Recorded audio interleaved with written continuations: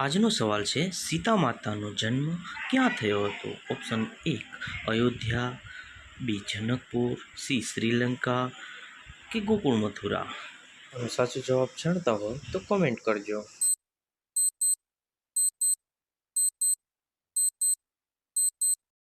સાચો જવાબ છે જનકપુર. શ્રીરામ કેટલા વર્ષ માટે વનવાસ ગયા હતા? એ 12 વર્ષ, બી 14 વર્ષ, સી 9 વર્ષ, ડી 13 વર્ષ.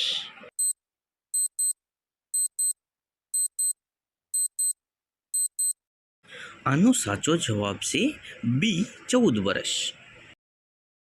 શ્રીરામના ભાઈ લક્ષ્મણને કોના અવતાર માનવામાં આવે છે?